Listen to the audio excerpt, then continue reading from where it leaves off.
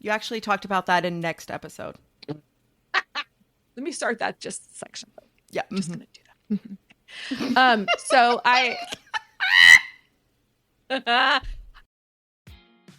Yay, you're here. Welcome to How to Be a Grown-Up with CK and GK. Let's get started.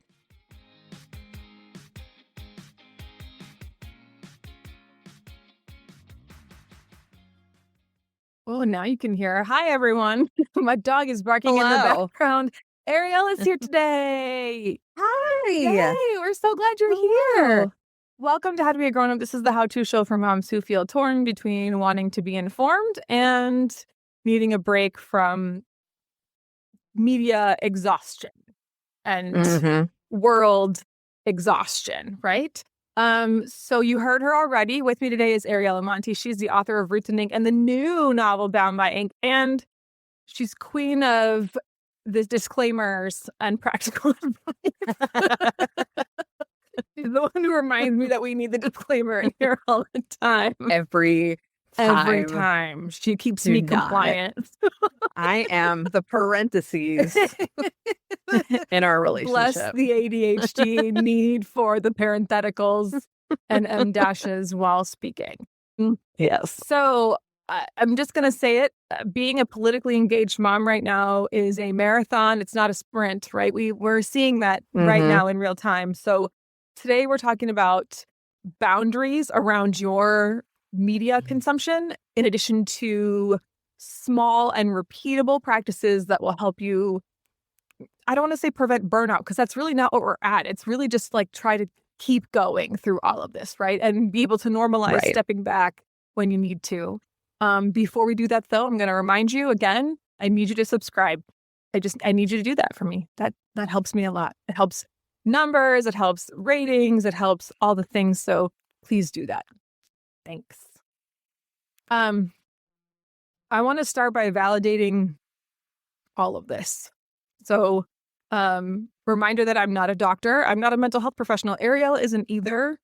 We know a lot about therapy. We know a lot about pharmaceuticals, but that doesn't mean that we are diagnosticians. No. Because we go to therapy and take lots of pharmaceuticals, but that does not make us medically qualified. No, I did major in psychology in college. So, 20 years of outdated psychology information is also still not qualifying me as a diagnostician. But anyway. I'm a yoga teacher, so you're a very smart cookie, though. So it works out really well. Right. Let me just tell you, I have a whole list of massive sources here, like American Psychological Association, information about doom scrolling and doom surfing. Let's see, Boston University. I'm going to list all of these in the blog post as additional resources because, you have so much time to look through all of them. But I did do that on your behalf. So that's the whole point of this. Again, they'll all be in the blog post for this episode, so go check that out.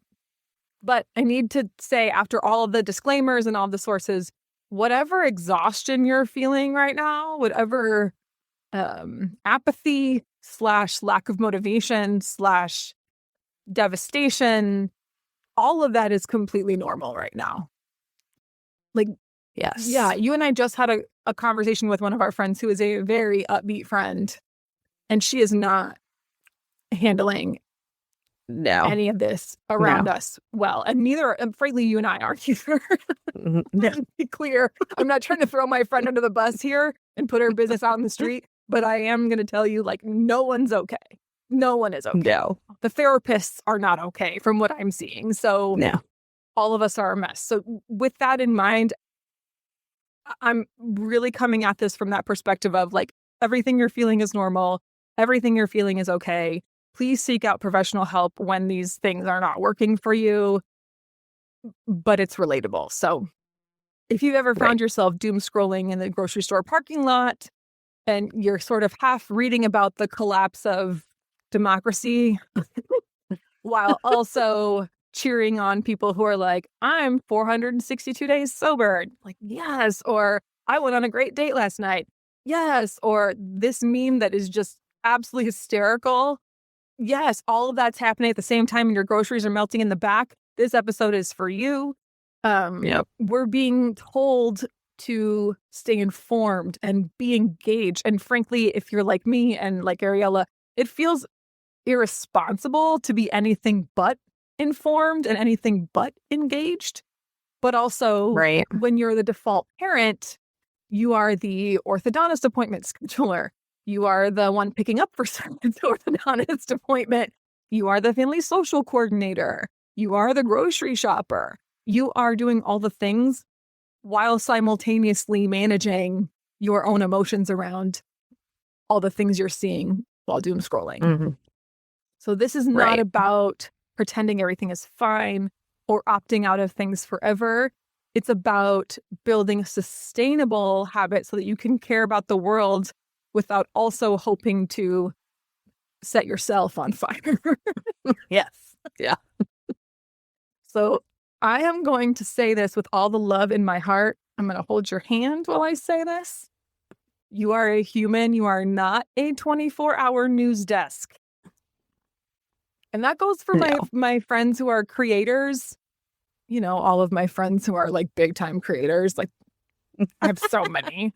But the people who are creators who've made their job about, or their creative process about the news.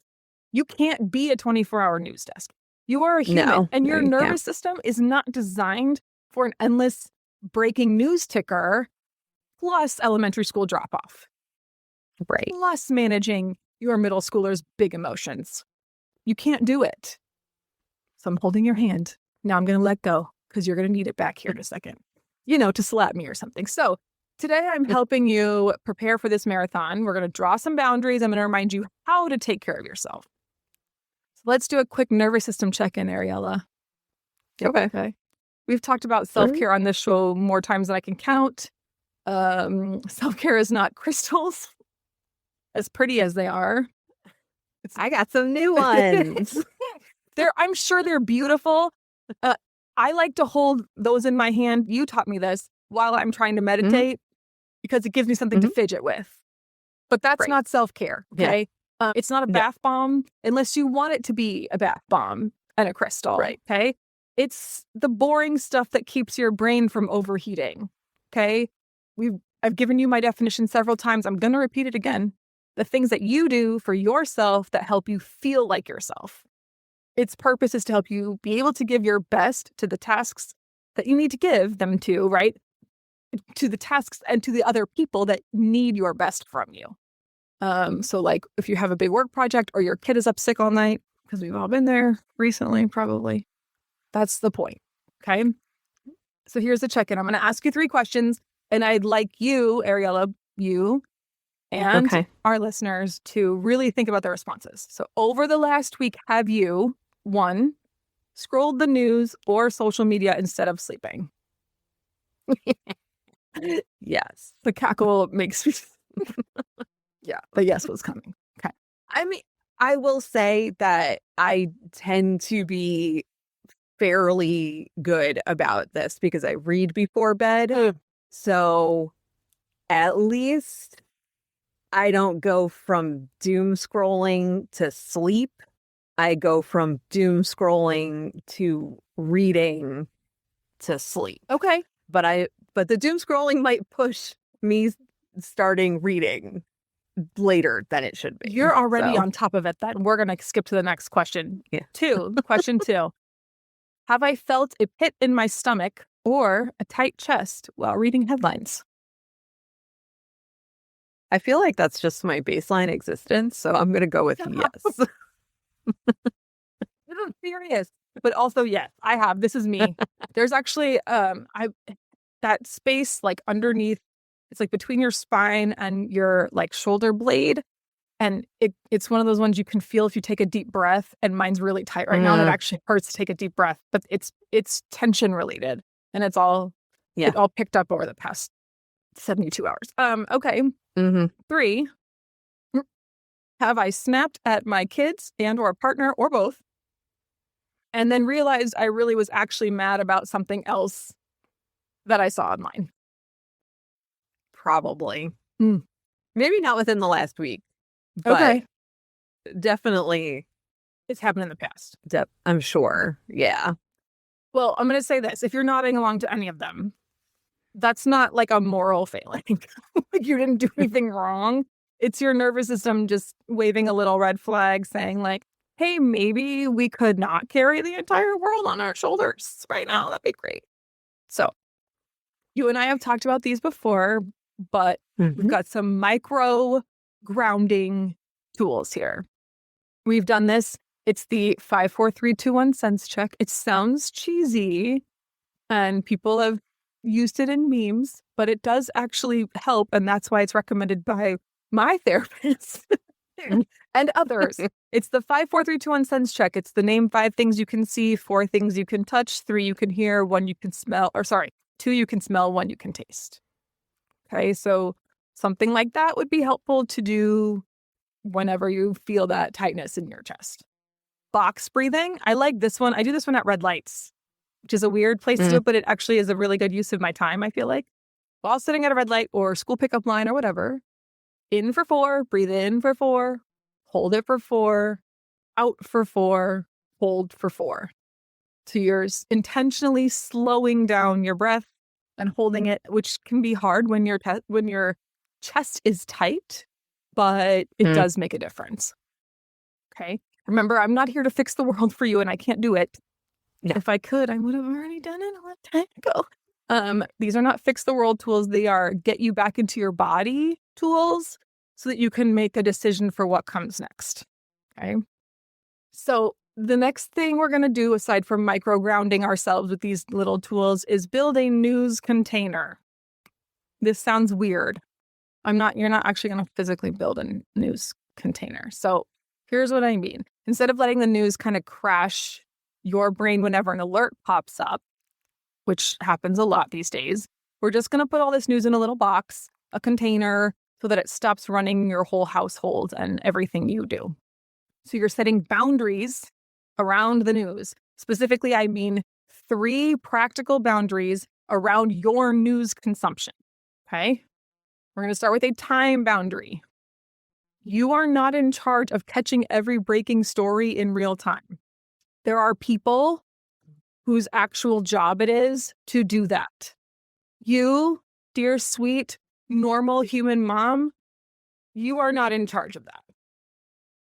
And I will put my journalist hat on for a second and say that unless it is an actual emergency, breaking news is not helpful anyway, because breaking news comes out before a lot of details have been released. So unless we're talking about like natural disasters or like active shooter situations or anything like that, it's fine to check in with it later after more details have been reported and confirmed. Thank you so much for saying that, because you're right. Like, how many times have I checked breaking news and been like, but what else? Like, give me more information. Right. And it's because they just honestly don't know it. Right. So that's such a good point, because you end up frustrated and scared. Right. And a lot of times, especially now, there's incorrect information that gets thrown out and people tend to react to the incorrect information. And it is better, unless you are, personally impacted, obviously, if you see this kind of news, is just, make a mental note of it to check in with it later.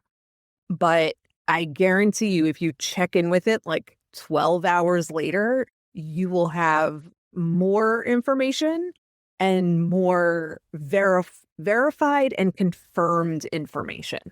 That's a really excellent point. So along with that, what I mean by this is pick 1 to 2 short windows a day for news.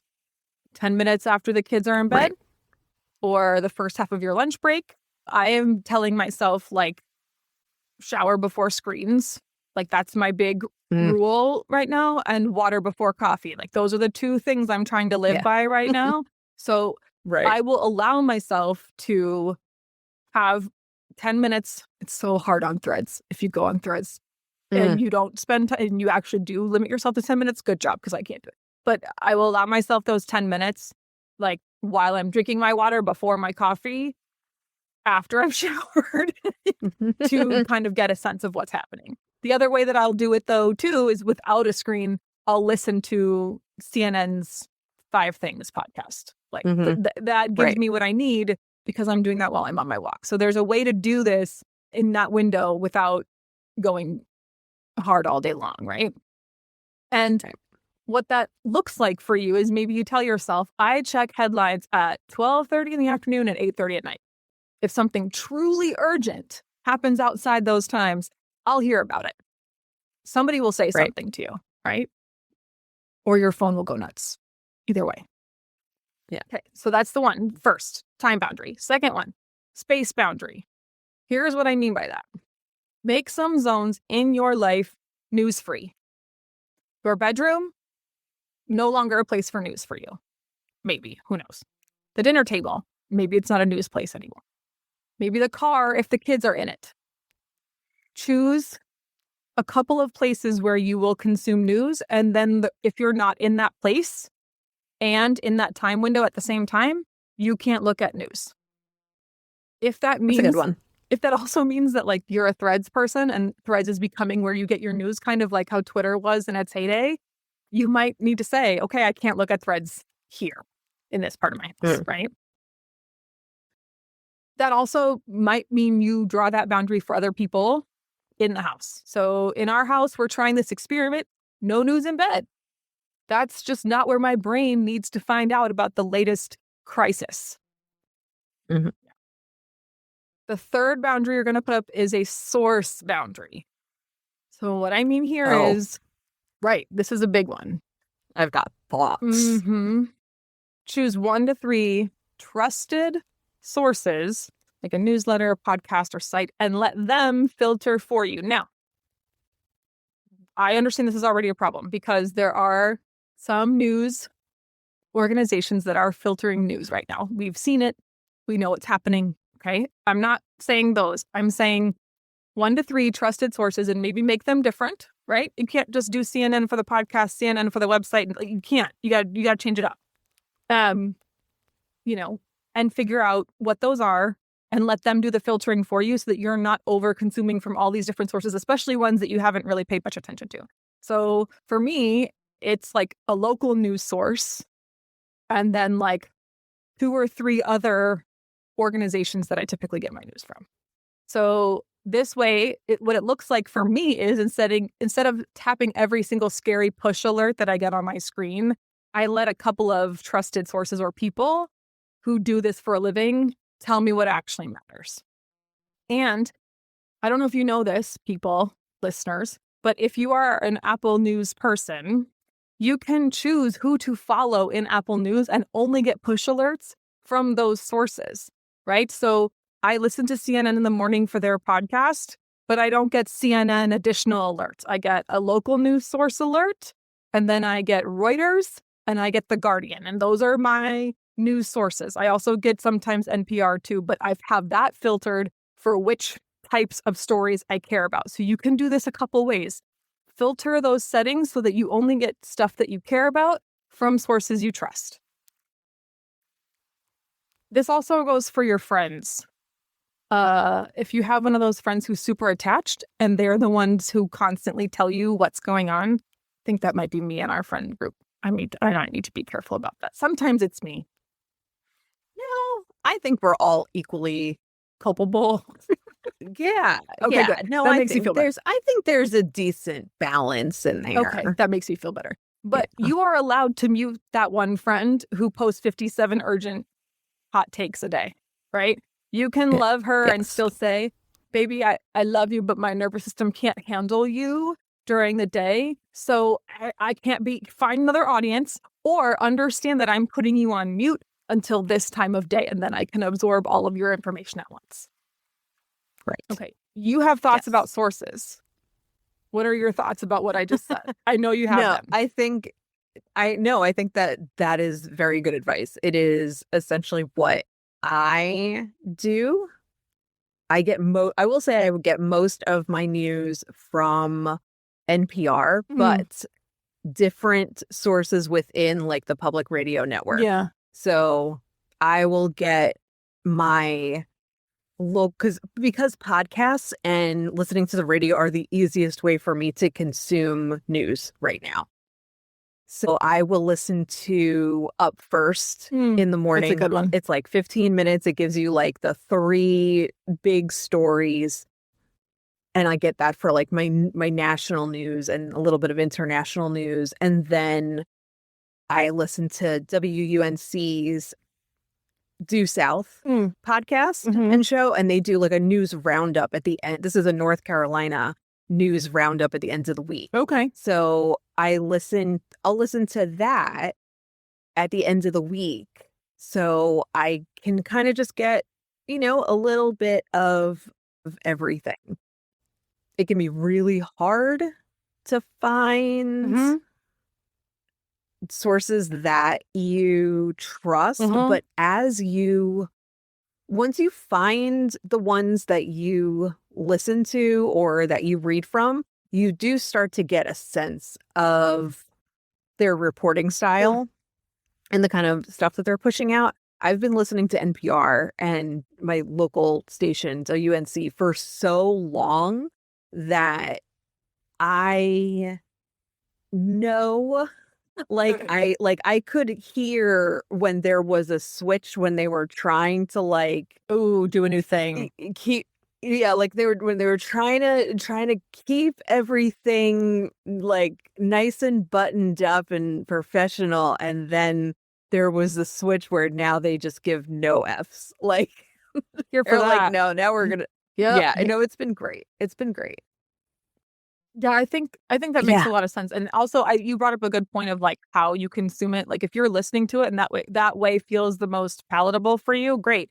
If you're somebody who needs to read it, that's fine too. Just find the way that it's most palatable, and remember that you're not going to get every single push alert about every single bit of information. If you're an international news person, great. Make that be your focus. I would highly encourage you to pay attention to the innards of our country. So like, let's do some national right now, but also like just filter down what you actually care about.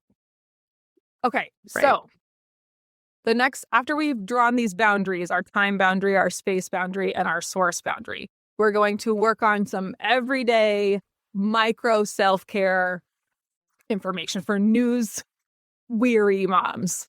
I like that word. News weary. News I weary. think that's a good way to put it, right?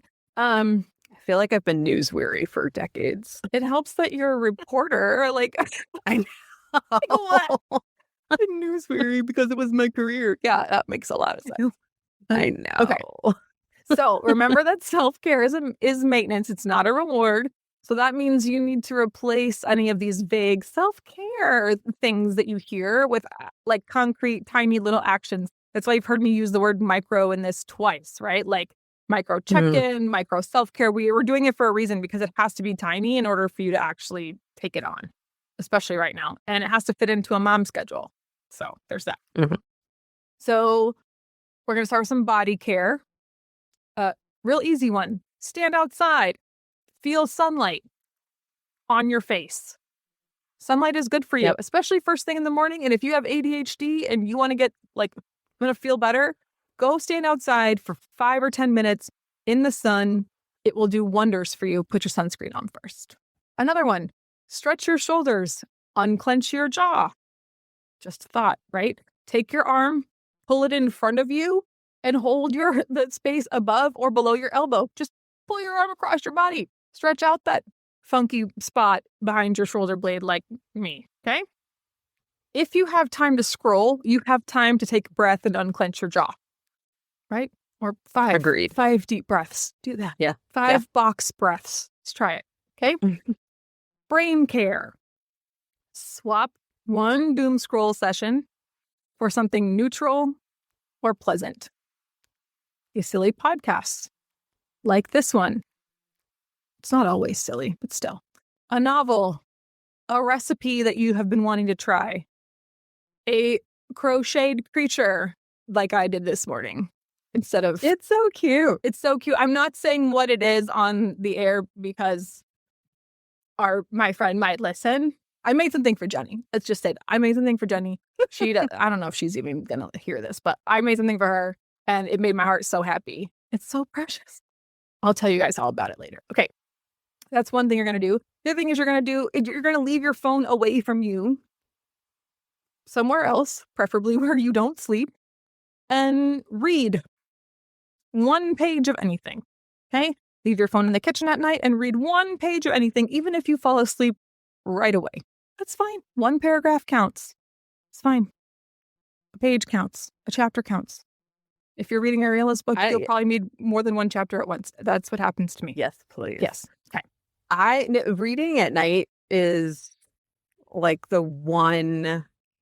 it's like the one time that I can really set aside to read. And I don't even read for that long. Like, it's usually before I start like getting tired. It's like 15 minutes to a half hour. And like, if I read beyond that, it's because I like need to know what's going to happen. But otherwise, I'm pretty good about listening to my body and going to sleep. And then I found that if I don't read before bed, regardless of how late it is, it's harder for me to go to sleep. It's because you're out of your routine. You've made it a routine for yourself to go to sleep. So if you don't, or like to go to sleep with readings, if you don't, then it messes it up. That makes sense. It's a good one. Just saying, like, if your attention span is wrecked right now, like mine's always been wrecked, right? Like when someone says, watch this video all the way through and I see that it's 3 minutes and 42 seconds, I'm like, oh my God, get to the point, get there faster. And I blame TikTok for that. But still, like it's still always been a struggle. So it's worse right now. And I've noticed that it's worse right now. And I think it's just because I'm like, I need to know what's happening. So I get really anxious about what's happening. Okay. Yeah. You got body care, you got brain care. Last one is connection care. Text a friend. And this is one of my favorite lines that I use. No need to respond. You can say that to people. No need to respond. I just needed to tell someone that I'm overwhelmed. Or I just needed to tell you that I've been thinking about you. Or no need to respond right now. It's my favorite thing. Because you're immediately taking the pressure off of someone, but they know you've been thinking about them, or they know that they need to check in on you later. Right. Whatever. Okay. Schedule a low effort hang. This is not a hang where you have to clean the whole house. This is if it's too cold, can you come over here while I sort through the mail and your kids can play with my kids? I'll put out the Legos, right? Like, or like, I'll make coffee. Like, please just come sit with me and talk. Or, can I come over there because my house is making me crazy? Like, I'll sit and do Legos with the kids. It doesn't matter. Like, just do something to make a connection with a friend. You don't also need this friend to have like this perfectly curated circle of activist actions in their tool belt, right? Like, this is more about like not having to perform for someone. So whoever these people are, they need to be people that you can fall apart in front of if that's what you're feeling like you need to do. Yeah. And they can't care about like all the crap all over your house. Just saying. Right. Oh, definitely. Yeah. I want to remind you also of what self-care is not. Self-care is not taking on more emotional labor for other people. So if you're one of those people who is an empath, join us. It is rough out here. I am struggling right now because I want to help everyone.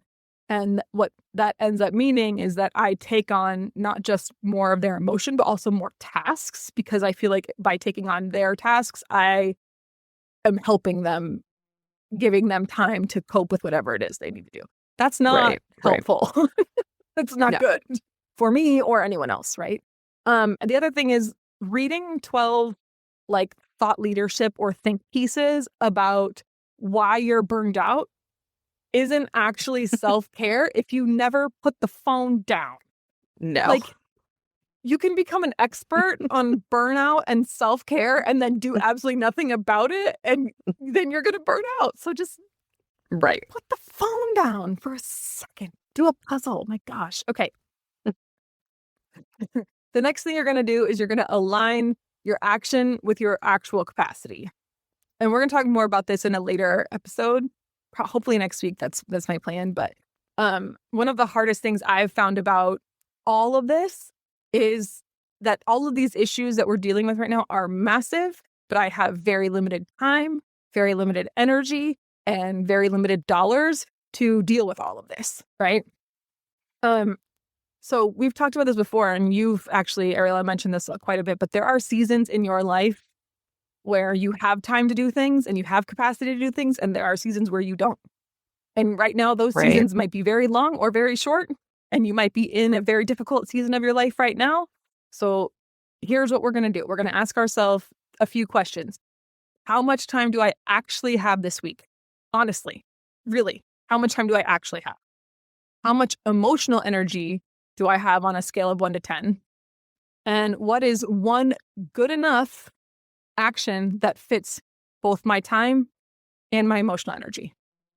So if you're in a low capacity week, maybe that means you're going to skim one newsletter and send $5 to an organization that you trust. Done.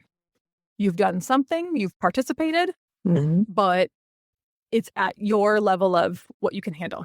On a medium capacity week, maybe you make one phone call or send one, or I didn't say both, or send one email to a representative. I do know of a person on Threads who said that they were calling their representatives, all of them, like the national and the local, and reading portions of the recent file drop. What? That's amazing. I don't really have the stomach to do that, but No. I commend the effort. Just saying. On a high capacity week, maybe you maybe you do that. I don't know. But maybe also high capacity means you attend a meeting, a protest, or a volunteer shift, right? Or you write out postcards encouraging people to get out and vote. All of those things would count, right? You are not failing or complicit in Jim Crow fascism because you did not attend a rally that started at 6 p.m. on a Tuesday when you were covered in mac and cheese and dealing with a screaming child about homework. You're not complicit. Right. Okay? Doing what you can, when you can, with what you have is not laziness. It's sustainable engagement because this is a marathon, not a sprint. Right. Yeah. Yeah. Yeah. Okay, so. Yeah. The other day I went and looked at, because we've part of our savings account or bank account is we took a little bit aside for donations.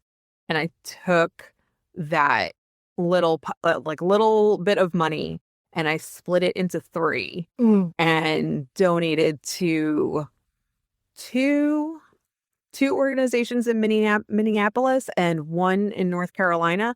And they are small donations, like tiny, tiny donations.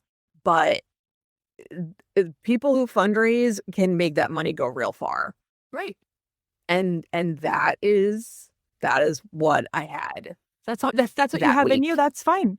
And what I'm trying to do is, like, I might do recurring donations monthly, but they might be like $5 a piece, right? Like it's nothing. Yeah. It's nothing that I'll miss terribly, right? It's a coffee, maybe, right? It's not so much that I'm feeling like, oh my, I really actually do it's need a burden. This. Right, exactly. Yeah. I really actually need to buy dog food, but I'm not doing that. So there you go. Right. So a couple of things I'm going to say here. For you, your homework, dear listener, you're going to pick one of these things that I offered, okay? You're going to turn off just one notification, or maybe you're going to choose one time of day that's going to be your news check-in time, or you're going to text one friend and say, I'm trying to care about the world without also wrecking my entire self. Are you in? Do you want to join me? And then maybe you send them this episode and say, here's a few things that we could try. I'll choose one, you choose one, and in a week we talk about how it's going, how we feel. If the news right now feels like it's too much, that doesn't mean you don't care. It just means you're a human being, because this is so hard right now. you're allowed to be a person who has limits in a world that already pretends we don't have any, without this extra layer of anxiety that's testing our nervous systems daily, right? Your worth as a mom and as a citizen is not measured in the amount of push alerts you consume or share or likes on threads, okay? It's what you can handle, what you can do, what you can model for your kids. That's all you have to worry about right now, okay? Next time, my hope is that I've got an actual tiny, realistic activism plan that will fit into your life, not imaginary free time. So maybe expanding on that low capacity, medium capacity, high capacity idea. So subscribe now so you don't miss it.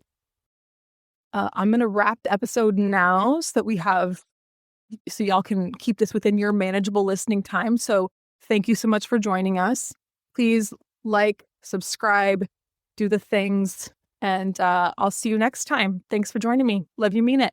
Bye. Bye.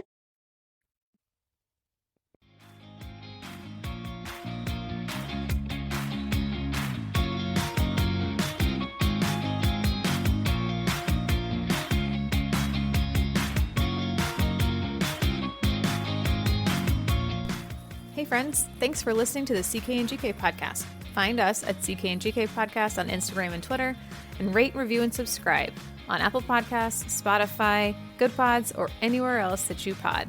See you next time.